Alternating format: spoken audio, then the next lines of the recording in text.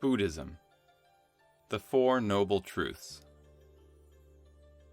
About 2.5 millennia ago, in 563 BC, Siddhartha Gautama was born to a noble family in Lumbini, which is situated in present-day Nepal. His father was the chief of the Shakya clan. Siddhartha enjoyed an affluent life until the time he chose mendicancy. It was the suffering that he observed in his surroundings which had his heart and view towards the world change. He wondered as to why there were sufferings. There is a story associated with his renunciation of living a luxurious and privileged life. He once saw a funeral going, and looking at people crying and sobbing got him to think about man's suffering. In addition to that, he thought that his physical body is subject to old age, disease, and eventually death, and there should be a remedy for liberation, and that went to become a doctrine of nirvana. Buddhism took up a form of religion after the demise of Siddhartha Gautama. He had started to be called as Buddha, the Enlightened One. The whole world knows Siddhartha as Buddha.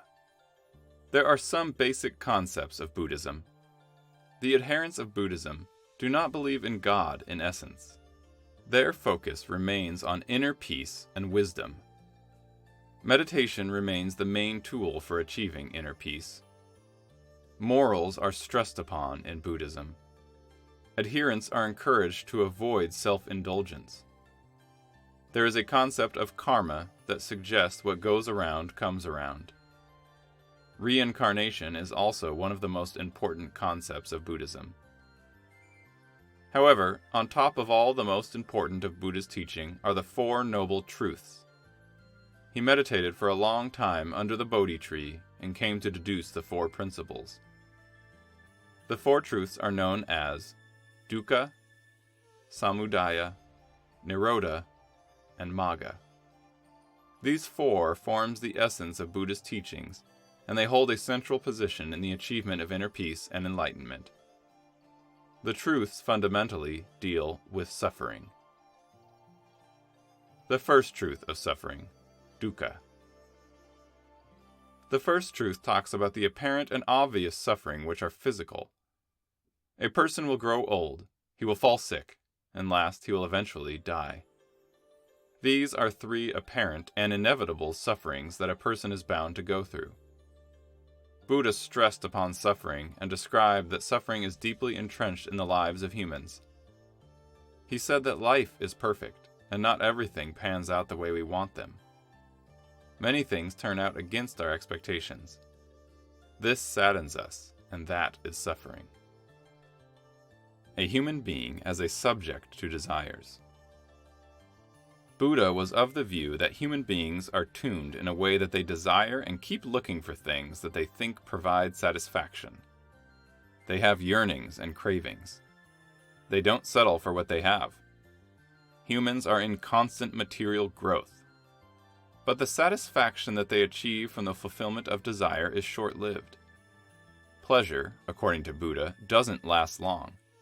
If in any case it does, then experiencing constantly would make it impotent.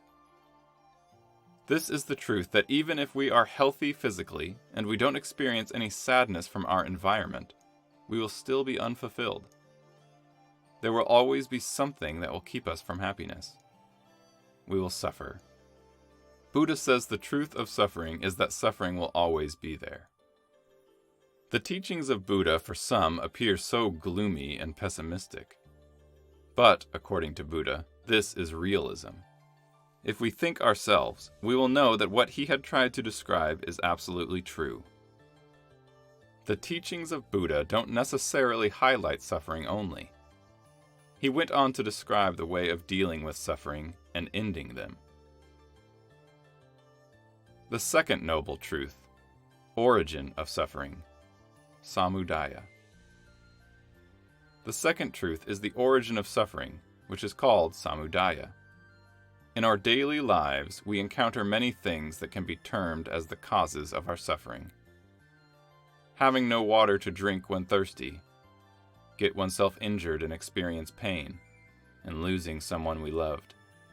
All these are ostensibly identifiable causes of suffering.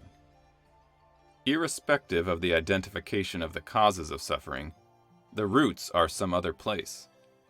The roots of the causes of suffering are deep. The suffering, according to Buddha, primarily sprouts from tanha, which means desire. It's the desire which is a real evil. There are 3 roots of evil. Greed. Greed is on the top. People who have greed are always after material gains, and in doing so, they come across failures and fall into the abyss of suffering. Greed is represented by a rooster. Ignorance. People are ignorant and are in disbelief. The disbelief that having all material will help them achieve satisfaction and happiness thereafter. Ignorance is represented by a pig. Hatred. Hatred is the 3rd root of evil. People tend to get jealous of others, especially when they see the things others have which they yearn for. Hatred kills them from inside, and it is represented by a snake. There is another term called chanda. This also deals with desires, but with the good ones, like the desire for enlightenment and knowledge. Such desires are appreciated as opposed to tanha, which is the evil desires. The Fire Sermon. Buddha, in his sermon, which is known as the Fire Sermon, spoke to over 1,000 bhikkhus, monks, and stressed upon the causes of suffering. He talked about the attachment to the recurring thoughts is the cause of suffering. In the present day, psychologists call the process of recurring thoughts as obsessions, which has its basis in depression. It is one of the common psychological disorders. The 3rd noble truth, cessation of suffering, Nirodha. The 3rd truth is the cessation of suffering, which is called as Nirodha in scriptures. Nirodha deals with dealing with the suffering and putting an end to them. Buddha believed that there is a possibility that one can be liberated from one's desires. In order for extinguishing the desires which are the main cause of suffering, nirvana comes into play. Nirvana. The meaning of nirvana is to extinguish. For achieving the stage of enlightenment, one has to follow a route. Nirvana is the way. Nirvana is extinguishing of desires and fire of 3 evils, greed, ignorance, and hatred. Without shunning them from the life, one doesn't qualify to reach enlightenment. Nirvana is a state in which a person doesn't feel negative desires. Rather, it is an attempt of keeping the negativity away from him. An adherent feels positive and utmost spiritual joy without any disturbing negativity.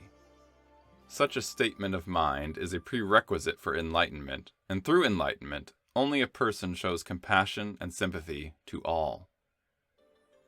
After a person who is enlightened dies, he is liberated from all the cycles of reincarnation. No definite answers are available as to what happens to a person who is liberated from cycles of rebirth. Buddha warned those who asked the questions and encouraged them to focus on the present and the nirvana. He suggested not to get fussy and pedantic by asking questions. The 4th noble truth, the path to the cessation of suffering, Magga. The 3rd that talks about the cessation of suffering, the 4th noble truth, which path will lead towards achieving the objective of cessation of suffering. The 4th truth is called Magga. Magga is a set of principles and rules which will help in the termination of suffering from the life of an adherent. There are 8 factors and steps which rely on each other and help a person achieve his objective. The Eightfold Path is also known as the moderate or middle way. It takes a middle approach. Understanding. Right understanding in scriptures is called samaditthi. Samaditthi is critically analyzing the teachings of Buddha and following after understanding. Buddha didn't ask people to follow him blindly. Intention. The intention of an adherent should be positive, and he should be committed to learning. Attitude towards learning plays an important role, and it is known as Samma Sankappa. Speech. When a person speaks, he should make sure that he is telling the truth, and he should make it certain that his speech is maligning the character of anyone. This is called Samavaka. Action. Action is known as Samakamanta. This means the actions of a person should be peaceful, and he should forge a peaceful and harmonious relationship with all. A person should remain warned of misdemeanors. Livelihood. Making livelihood with fair means is encouraged. One should not kill animals and exploit others for making a living. This is called Sama Ajiva. Effort. The effort is called Sama Vayama. This is a practice that a person is expected to do in order to avoid negative thoughts coming to mind. Mindfulness. Mindfulness is the realization of body and sensations. One should be aware of everything that has happened to him. This is called Samasati. Concentration. For staying aware, an adherent should concentrate. A person is expected to develop the focus to stay on the right path. This is called Sama Samadhi. These 8 practices work together for an adherent to achieve enlightenment and are the path towards the cessation of suffering. In the end, Siddhartha Gautama left his house in the search of meaning that why is their suffering ubiquitous? Why do people cry and sob? Why is there pain? He founded a whole religion on understanding suffering. He gave his 4 noble truths that encompass suffering in its entirety. When we look around in our personal lives, we come to know that Buddha was very right thousands of years ago. His theories and understanding of pain and suffering is very applicable today. People are suffering across the world, and the main reason for that is not accepting what they have. By extinguishing desires, one can achieve happiness.